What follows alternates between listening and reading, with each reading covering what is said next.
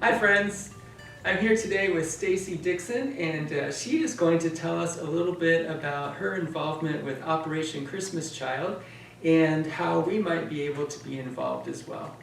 Hi Stacy. Hi Casey, Thanks how are for being with me today. I'm good, so good to see you. Thanks for inviting me back to church. Yeah.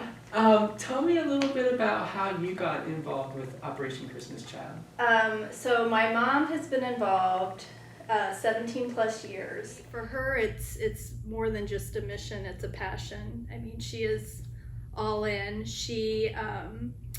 We joke that Grammy is a bit of a shoebox hoarder because we grew up in an old house and we have a 2-car detached garage, and she has turned it into her own little Dollar General. And so she has everything categorized and all of her items, and it allows her to shop year round and try to get the best deal so that she can fill as many shoe boxes as possible. So I kind of got my inspiration from her.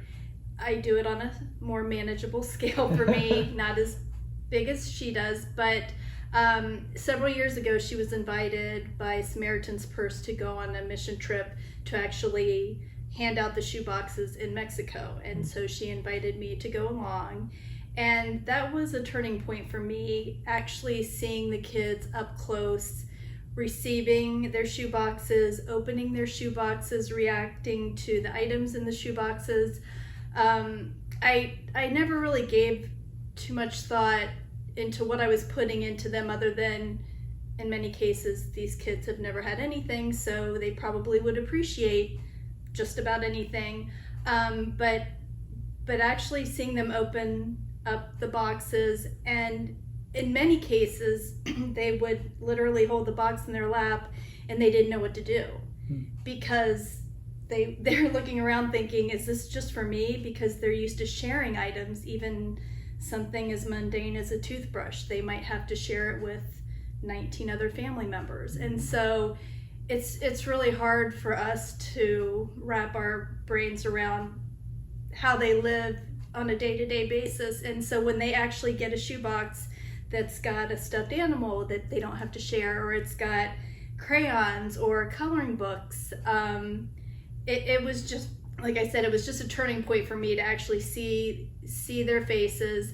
And I'll never forget, we had 4 different areas where we went when we were visiting. The first one was actually a party at somebody's house, kind of, they had an outdoor patio. Several of the kids that were at the party signed up to be part of the Greatest Journey, which is a Bible school, Bible study lesson, and it was literally conducted in the middle of somebody's field. And it was a young couple, they were ministers trying to build their own church.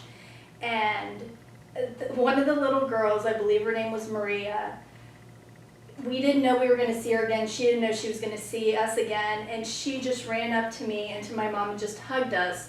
But the thing that was so touching was, in her shoebox she had gotten a little skirt, just a very basic skirt, elastic skirt, and she had put it on over top of her clothes.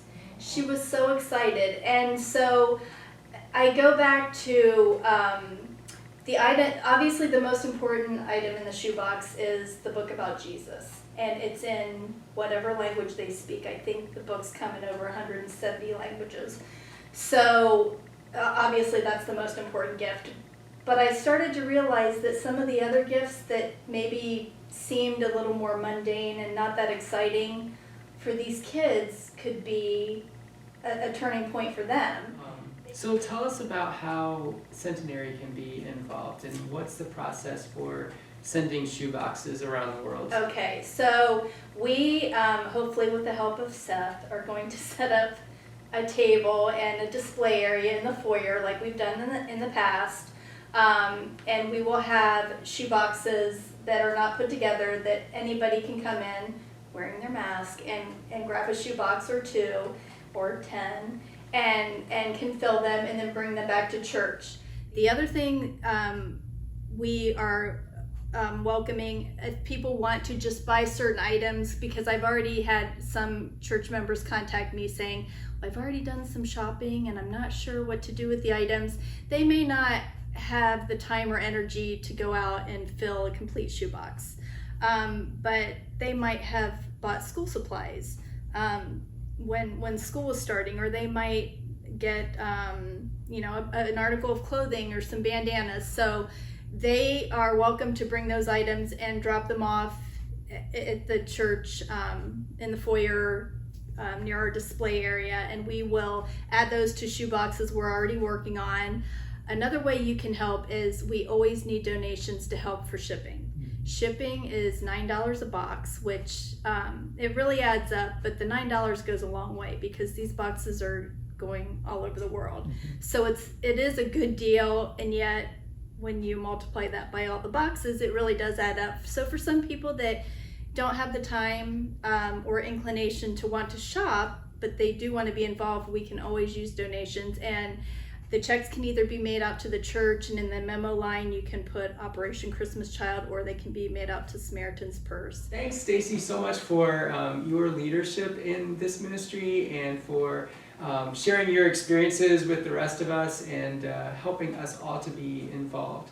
We really appreciate that. You're very welcome. Thanks for having me.